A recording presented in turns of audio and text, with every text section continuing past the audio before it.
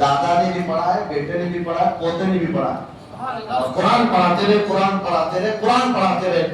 मैंने पूछा कि इतनी सलाहियतें और सारी चीजें आपके पास भी हैं, बुखारी शरीफ, मुस्लिम शरीफ, तिरमिज़ी शरीफ, जो हाफिज़ मिल्लत से पढ़ कर के आए, आप बच्चों को कुरान पढ़ाते हैं। मेरे वालिद ने फरमाया था, अल्लाह के रसूल ने फरमाया, खैरुकुम मन तअल्लमल कुरान व अल्लमा, तुम में से सबसे बेहतरीन आदमी वो है जो कुरान सीखे और दूसरे को कुरान सिखाए। अल्लाह अकबर, या रसूल अल्लाह, जिंदाबाद जिंदाबाद। ये बच्चों को कुरान पढ़ाना ये छोटा काम नहीं है। आप जो समझते हैं मकतब पढ़ाने वाले लोग हैं, मकतब पढ़ाने वाले लोग नहीं है, मेरे नबी की जुबान से सबसे बेहतरीन लोग हैं। हुजूर ने फरमाया सबसे बेहतरीन है तुम में से वो जो कुरान सीखे और दूसरे को कुरान सिखाए। अल्हम्दुलिल्लाह मुझ फकीर का ये मामूल रहा है। आज भी मैं, मेरे पास बच्चे आते हैं तो मैं कुरान पढ़ाता हूँ, तजवीज़ के साथ कुरान पढ़ाने का हमारे यहाँ भी मामूल रहा।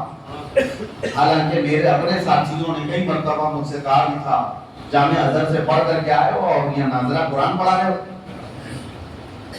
इतनी किताबें पढ़ कर के आए और बच्चों को कुरान पढ़ा रहे हो। मुझे मेरे बाप की ये बात याद थी कि रसूलुल्लाह ने जिसको सबसे बेहतर कहा, उससे बेहतर कौन हो सकता है।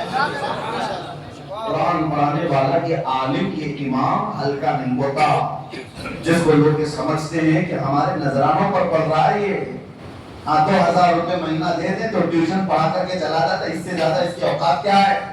सुनो, तुम्हारे 2000 के लिए नहीं, इमाम आजम अबू हनीफा रहमतुल्लाह तआला अलैह की बात करता हूं।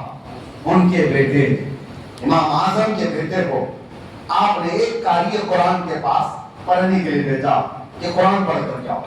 रोजाना कुरान पढ़ कर के आता था बच्चा, और जब कुरान खत्म हुआ, नाज़रा हिफ्ज़ की बात नहीं कर रहा, उलमा भी इस वाक़े को सुने कि ये अवाम करती क्या है।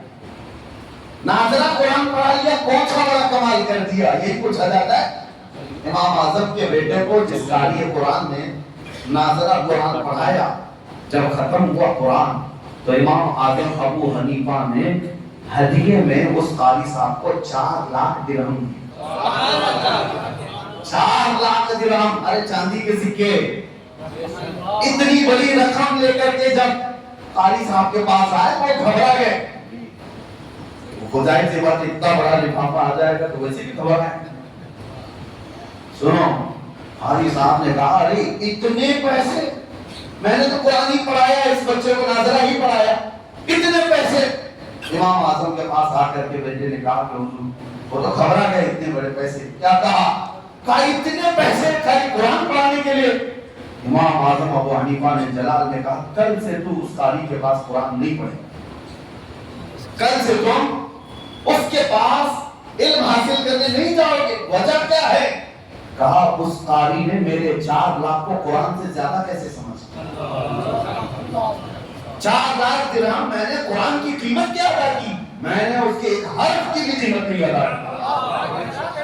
उसने ऐसा कोई कारी हो जो दुनियावी माल को कुरान से बढ़कर समझता हो, मैं अपने बेटे को उसके पास नहीं कराऊंगा। ये इमाम आज़म अबू हनीफा का मैसेज है।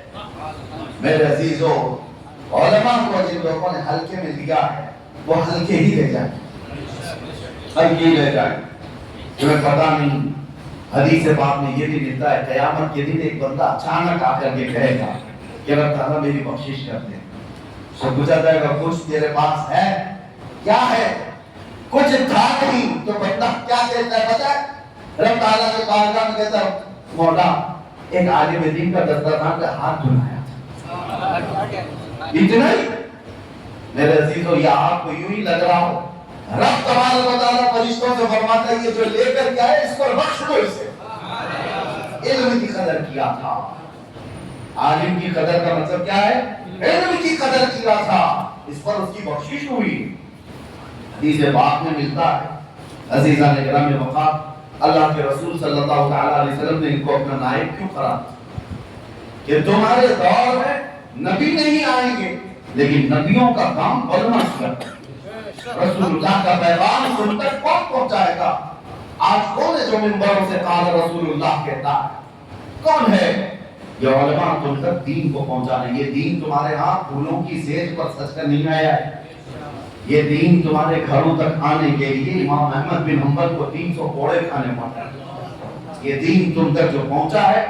میں بتاؤں، میں اس دن پڑھ رہا تھا، سچ بتاؤں، لوگ آج ابھی جیسے قاری صاحب بھی نظامت میں جو کہہ رہے تھے بڑی بڑی ہماری تاریخ ہے، لوگ کبھی کبھار جملے کہتے ہیں کیونکہ آج کے زمانے میں آپ نے بڑی تکلیف ہماری دیکھی، اس سے بڑی دیکھی نہیں ہوگی کہ یہ 8 مہینے جیل کٹ کے آیا۔ کبھی میں سوچتا ہوں کون سا بڑا کام ہے۔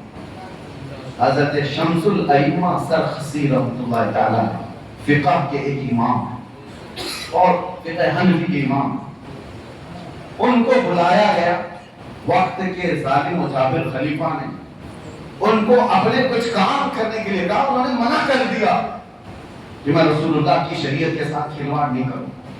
جانتے ہو ان کو اس نے اٹھا کر جیل میں ڈالا، جیل کیسی تھی؟ اللہ ہو، بڑوں کو حیرت ہوتی ہے، جیل یہ سلاخوں والی جیل ہے، یہ کنواں کھودا گیا تھا، بہت بڑا کنواں کھودا گیا تھا، سوکھا کنواں، اس میں ان کو اتار دیا گیا تھا، اوپر سے ان کے اوپر ٹکڑے پھینکے جاتے تھے جسے وہ کھا کر مارے، اس کنویں کے اندر رہتے تھے اور ان کو چھوڑ دیا گیا۔ یہاں تک تو بات سمجھ میں آ رہی ہے، کنویں پر رکھ کر کے ان کو اذیت دی جا رہی، لیکن حیرت کی بات ہے اس کنویں کے اطراف علم کے تلاشی سب آ کر کے اطراف جمع ہوتے تھے، کنویں کے اندر بیٹھ کر کے وہ لوگوں کو فقہ پڑھایا کرتے، ایک دو نہیں، مہینوں نہیں، سالوں ان کو اس اذیت میں رکھا گیا، وہاں بیٹھ کر کے انہوں نے کئی کتابیں لکھوا دی۔